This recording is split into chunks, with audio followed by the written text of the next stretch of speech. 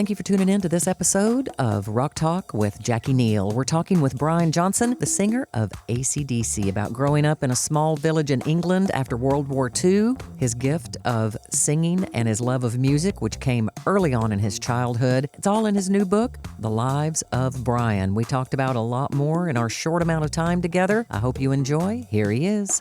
Good morning, Jacqui, me little darling. How are you? Well, I couldn't ask for a better Christmas gift than getting to talk with you today. Oh, it's a pleasure, me darling. How are you? I am doing great. We're talking about The Lives of Brian. I got mine on Amazon, and talk about perfect for Christmas. Brian, I couldn't put it down. What a great book. Oh, well, thank you. Thanks, me darling. That's very nice of you to say so. You know, you found out at a young age that you had a gift for singing and you had a gift for writing. I love your storytelling style. Oh, thanks, me darling. Do you know what, Jacqui, people say, oh, no, here's another memoir, not another old dinosaur that's going to write a story.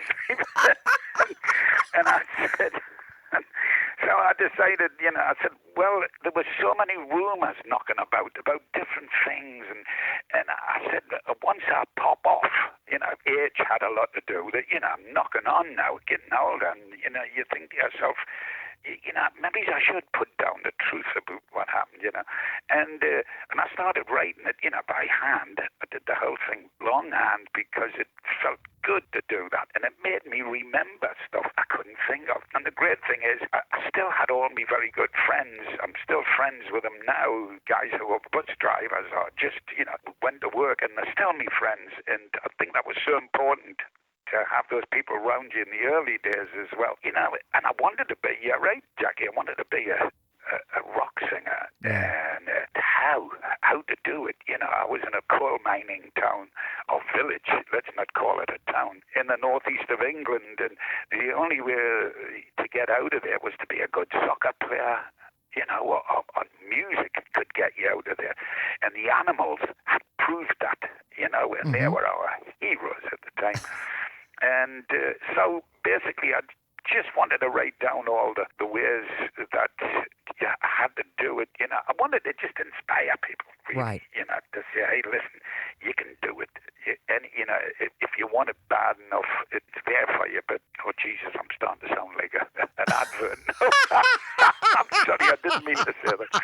But Well, you didn't just wake up one day and you're the singer of AC/DC. yeah, I didn't mean that. What I meant to say was, it's just, listen, I joined AC/DC at the age of 32.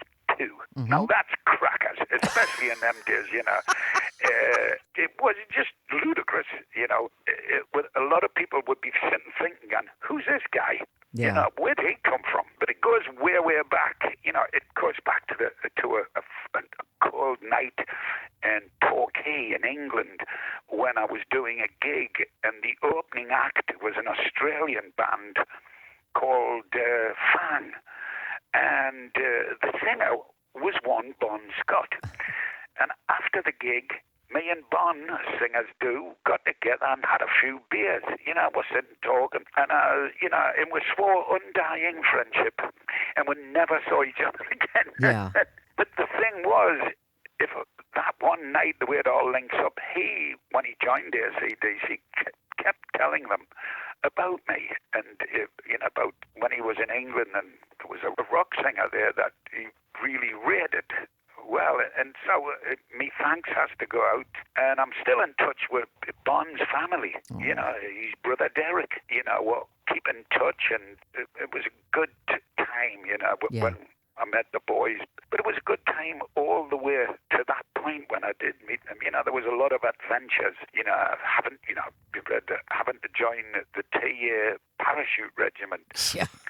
Because I could get money. Mm-hmm. I got £200 so I could buy a decent PA system so I could join the bigger bands. And I suddenly found myself having to jump out of an aeroplane. Perfectly good one. At night. And, at night. That wasn't much fun, me darling. Oh, I tell you. Over and over so you'd get more money. That's right, me darling. And then I could get more equipment. Yes. So, honestly, the things I did, it was crazy. Really was. We got there in the end, me darling, is the good thing. And I just hope people enjoy the stories the fun bits and the sad bits, there's losing people and, but it happens to us all, It does, and I did. I laughed and I cried, and the story of you growing up, God, you faced years of really, really hard work on and off in the music field, very difficult, demanding jobs, and growing up literally in a house full of not-so-nice relatives. Yeah, there was. It was real tough, but that was after the war.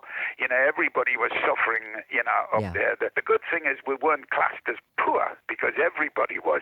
Yeah. So it was all quite normal. There was no cars on the street. Can you imagine that? No cars on the street. Everybody, if you had money, you'd have them. You had a motorbike, a motorcycle. That's what you had, with a sidecar on it and all of that. But it was great because when we'd started our very, very first band, we was even dumb then. We called the band Section 5, and there was only 4 of us. And so, I mean, talk about dumb. And we were awful. I'll never forget, the bass player's mom and dad were so sweet, and they lived in a thing called a prefabricated house built for all the soldiers when they came back from the war. They were just plunked together like a Lego set, Yeah. And they let us rehearse in one of the bedrooms. And, of course, the drummer had to sit in the hallway. Right. Because they couldn't get him in the bedroom. And from those little, those little beginnings, I found out that music just give me a sense of belonging, being with other people, trying to learn. Our Bible was the first Rolling Stones album, and Chuck Berry, because there were, of course, all the songs on the Stones album were Chuck Berry songs, so. And they were easy to play, and of course, my voice hadn't quite broken yet. At 16, it was, still up there, and so, trying to sing the blues, like something like, like baby's bag dressed in black, silver button all down her back. It came like baby's bag dressed in black. It just didn't work, So,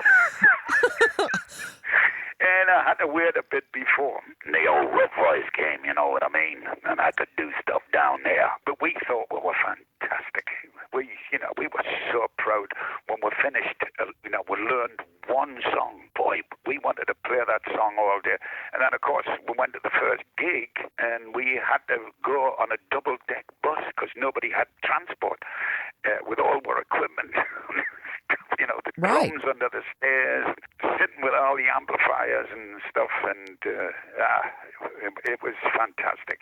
It really was. The memories are fantastic, And the book is fantastic. Now, Brian, I know we've just got a couple of minutes left. I love your Brian Johnson, A Life on the Road. It is my favorite artist-driven interview show. I just love it. Are you going to be doing more of them? Well, there's talk of it. I couldn't do any more last time because I was just too bloody busy doing other stuff, but I loved Life on the Road because all it was I could get together with me buddies. Yeah. And you see, the thing is, I'm not a journalist, Jacqui, and the first thing that happens is the artist, the guy that would be, feel relaxed straight away because journalists will always try trick question or get a headline out of you or something, Yeah. And they knew I was one of them and I would never do that. So they opened up about the early days and all of that, and I thoroughly enjoyed it, You could tell. And I mean, that's what I loved about it. Thanks for mentioning that. Oh my gosh, I love that show. Well, thank you, me dog. Talking more shows. More shows coming up. All right. There you go. You've got it from the official. Good. Excellent. Excellent. Now, before we go, are you going to do a song with Dolly Parton on her rock album? Because, man, y'all started composing one during the interview. Yeah, I did start a bunch. When I was up there, I said, falling in love with the one that you're kissing while the one that you're missing is gone. And I never finished it. She loved it. So I'm going to have to do it. She is the sweetest. She sweetest is. lassie in the whole world. And she you really are too. Is. I know we've got to go, but when Dan Rather interviewed you, he asked you what you wanted to be remembered for, and it took me by surprise because you said being a gentle man. And I just thought that was an incredible thing to want to be known for. Yeah, that would be lovely. So that's all I ask. And I think you're right on it. I know you've got to go, Mr. Brian. Merry Christmas. Thank you so much for your time. And The Lives of Brian, everybody get it for Christmas. Thank you so much, Jacqui. Thank you, darling. Bye-bye. Bye, Bye-bye. Angel. Merry Christmas. Thank you for tuning in to Rock Talk with Jacqui Neal. I would appreciate it so much if you would like, subscribe, share, and leave me a review.